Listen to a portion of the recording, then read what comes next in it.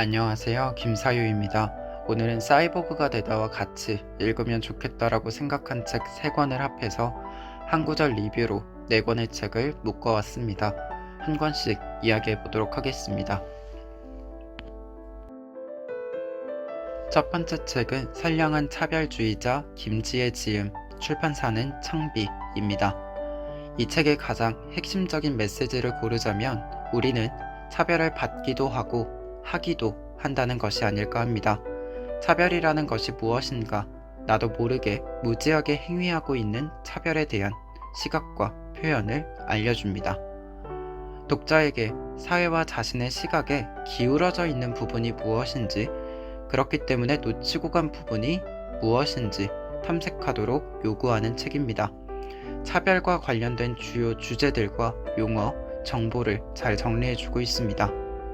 책 자체로도 차별에 대해서 충분히 이야기할 수 있겠지만 차별에 대해 이야기하는 책들을 읽기 전에 배경 지식으로 읽어주어도 좋을 것 같습니다.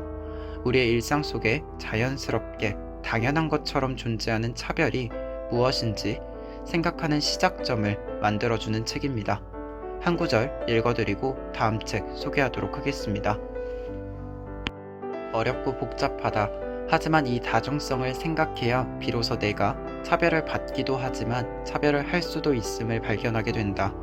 여성으로서 차별을 받는다고 해서 모든 측면에서 약자인 것은 아니다. 사회 경제적인 불평등으로 생활이 어렵다고 해서 항상 약자의 위치에 있는 것은 아니다. 누군가는 여러 가지 이유로 중첩된 차별을 겪고 있고 그래서 차별받는 집단 속에서 더 차별을 받기도 한다. 차별은 두 집단을 비교하는 이분법으로 보이지만 그 이분법을 여러 차원에서 중첩시켜 입체적으로 보아야 차별의 현실을 조금 더 이해할 수 있다. 우리는 어떤 사람을 차별주의자라고 생각하고 있는 것일까? 백인 우월주의 단체인 KKK와 같이 살인과 방화를 저지르는 악랄하고 기괴한 모습을 생각하고 있다면 자신은 절대 그런 사람이 아니라고 생각할 것이다. 하지만 차별은 생각보다 흔하고 일상적이다.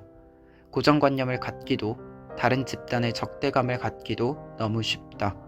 내가 차별하지 않을 가능성은 사실 거의 없다. 두 번째 책은 우리 몸이 세계라면 김승섭 지음, 출판사는 동아시아입니다. 아픔이 길이 되려면에서 사회 역학을 통해 우리 사회가 어떤 방향으로 변화를 해야 하는지 함께 살아가기 위한 방법을 이야기했다면 우리 몸이 세계라면은 우리가 일상에서 사용하고 있는 지식에 내포되어 있는 의미를 추적합니다. 우리가 관심을 가지고 있지 않았기 때문에 생산되지 않은 지식, 측정되지 않은 고통 등을 밝혀내며 사회가 함께 살아가기 위한 더 많은 방향성을 제시합니다. 김승섭 교수님 글을 읽으면 굉장히 따뜻한 느낌을 받습니다. 소외된 사람들이 자신을 방어하고 목소리를 낼 수 있도록 이론을 만들기 위해 고군분투하고 있음을 많이 느낄 수 있기 때문인데요. 우리가 논쟁을 하는 이유, 기존에 있었던 것을 변화시키기 위한 불편감을 감수해야 하는 이유는 사실 더 많은 사람이 함께 살아가기 위함이잖아요. 그 방향을 찾아가는데 많이 담고 싶은 작가님입니다. 어떤 사회에서도 소수자에 대한 인권 감수성이 그냥 주어진 역사는 없습니다. 다수자로 살아가는 사람들은 그 사회의 많은 부분이 공기처럼 자연스럽게 존재하고 있다고 느끼기 때문에 그 세계의 질서가 누군가를 상처 입힐 수 있다고 생각하지 못합니다. 하지만 때리는 줄 모르고 던진 돌도 맞는 사람 입장에서 아프기는 매한가지이지요.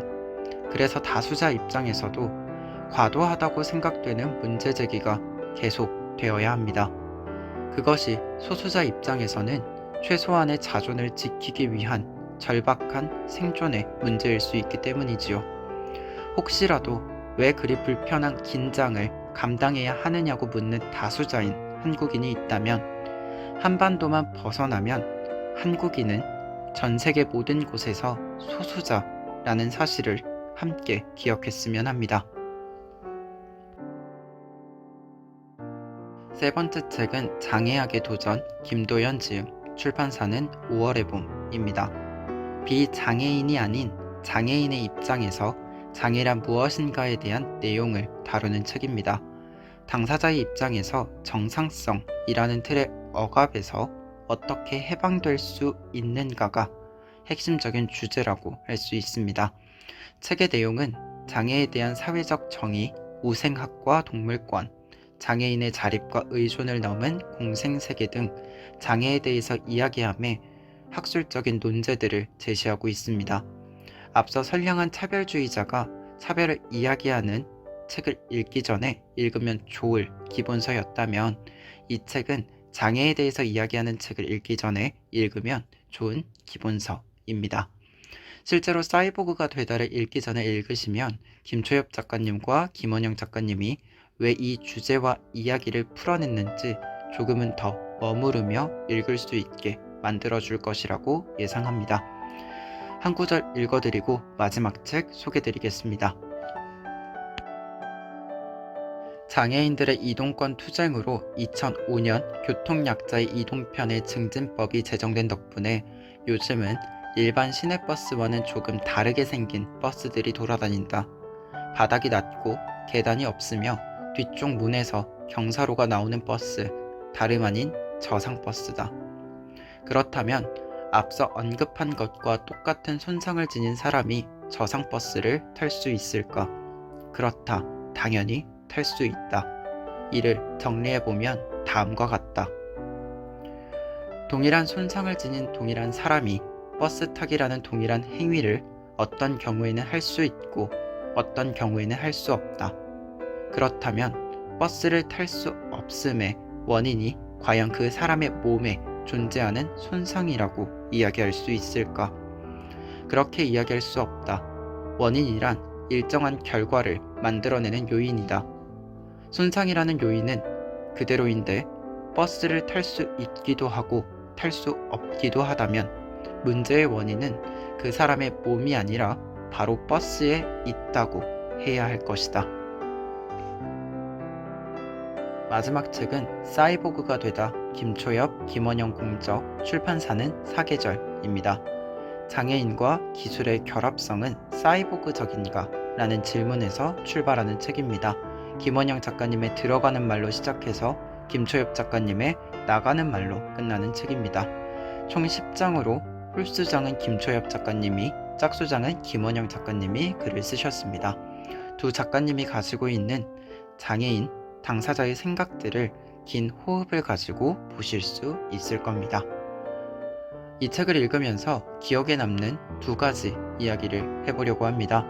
첫 번째는 과학, 의료기술의 발전에 대해서 장애인에게 낙관적인 미래를 제시하는 것이 굉장히 공허한 일일 수 있다는 점입니다. 그리고 두 번째로는 비장애인의 입장에서 만들어진 정상성으로의 회복이 과연 장애를 가진 모든 사람들에게 유의미한가 였습니다. 첫 번째 이야기는 최근에 읽은 책 중에 코로나로 아이들이 잃은 것들이라는 책에서 우리가 코로나 시대를 살아남기 위한 이야기보다 뉴노멀을 먼저 이야기하는 것에 대해서 문제가 있음을 이야기하는 내용이 있습니다.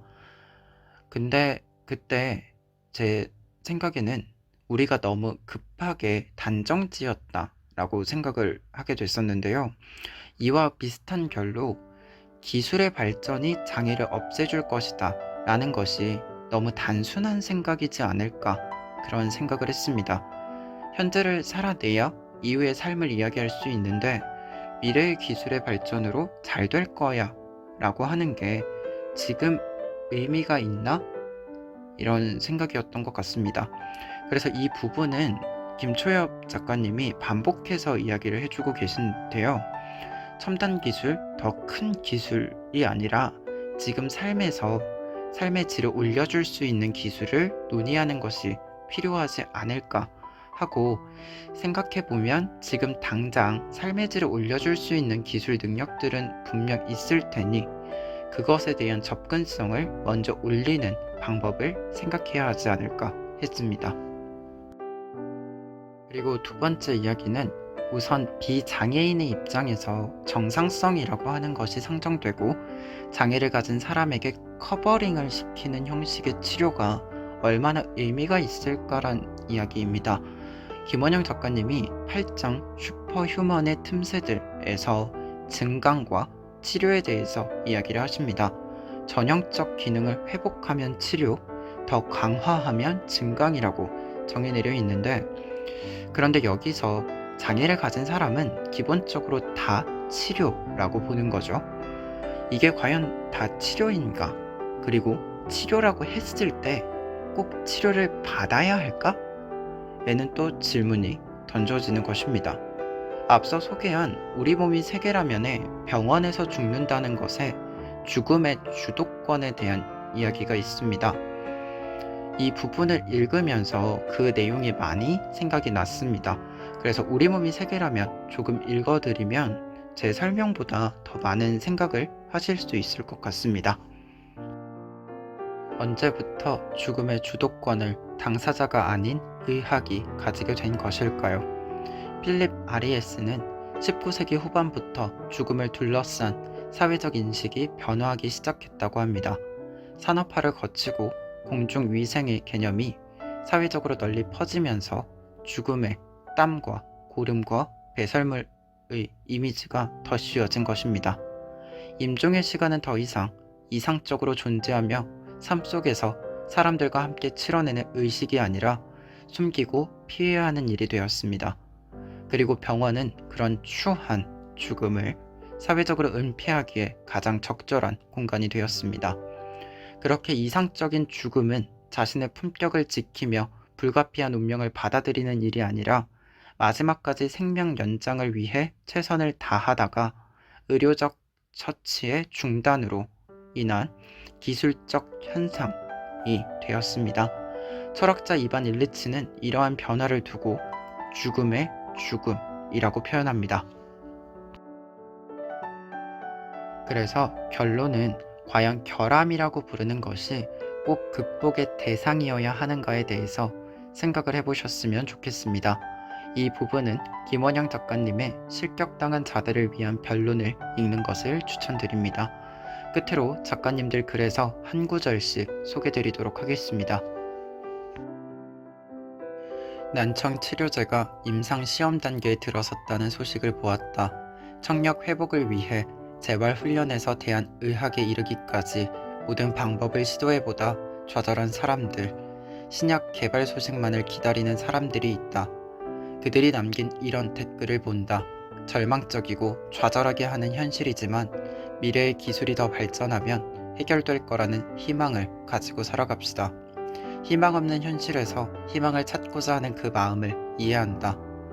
하지만 미래가 아닌 지금 이곳에서 조금 더 잘 살아갈 가능성은 없는 걸까? 치료와 회복만이 유일한 길처럼 제시될 때 장애인들의 더 나은 삶은 끝없이 미래로 유예된다. 현실에서 기계와 결합한 존재란 아이언맨 슈트를 입고 하늘을 날거나 온갖 화려한 차종으로 변신하는 모빌리티를 타는 존재가 아니라 낡은 철제 수동 휠체어를 탄 이들, 오래된 전동 휠체어를 타고 배터리가 방전될까 걱정하는 이들, 3일에 한 번씩 신장 투석기에 접속하고 4시간씩 혈액의 노폐물을 걸러주느라 스케줄 조정에 곤란을 겪는 이들이다. 그러므로 사이보그가 되어서 스스로를 온전한 존재로 받아들이기 위해서는 언젠가 도래할 첨단의 기계와 결합하거나 기계 없이도 정상적인 몸이 될 날을 기다리는 것이 아니라 지금 당장 일상에서 사용하는 기계들과 더 안전하고 자연스럽고 편안하게 공존하는 길을 모색해야 한다. 바로 지금 이곳의 현실에서 온전한 사이보그로 살아가기 위해서는 기술과 어떻게 관계를 맺어야 할지, 과학기술의 연구와 발전, 그 결과에 대한 평등한 접근을 고민하는 사람들은 어떤 관점을 가져야 할지를 다음 장부터 함께 살펴볼 것이다. 나는 휠체어만 탔을 뿐 당신과 똑같은 인간이라고 주장하는 대신 나는 휠체어를 탔고 그 점에서 당신과 같지 않지만 우리는 동등하다 라고 말하는 일은 어떻게 가능할까? 오늘 영상은 여기까지입니다. 사실 오늘 전달하고 싶은 메시지는 두 가지였습니다. 첫 번째는 결함은 개인에게 있는 것이 아니라 예외를 수용하지 못하는 사회에 있다는 것입니다. 오늘 소개드린 책들 모두 이러한 시각을 잘 보여주고 있습니다. 우리는 개인이자 사회의 일원으로 이 결함을 어떻게 볼 것인지 생각해 보아야 할 것입니다. 두 번째는 선량한 차별주의자에도 있고요. 오늘 소개드리진 않은 책인데 이 표현이 있습니다. 보편성, 정상성에 속하는 것은 특권이라는 점입니다.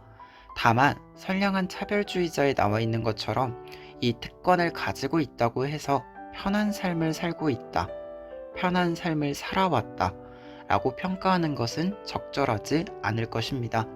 다만 이 부분에 대해 생각이 있어야 차별받는 사람이자 하는 사람인 우리가 차별을 잘 이야기할 수 있지 않을까 합니다.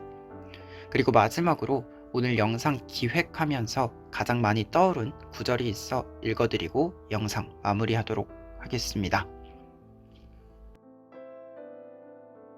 아무리 우아한 이론을 가져와도 혐오는 혐오이고 어떤 낙인을 갖다 붙여도 사랑은 사랑이에요. 그래서 여러분이 혐오로 스스로의 존재를 확인하는 저들보다 더 나은 사람이 될 수 있다고, 분명 그럴 거라고 저는 믿어요.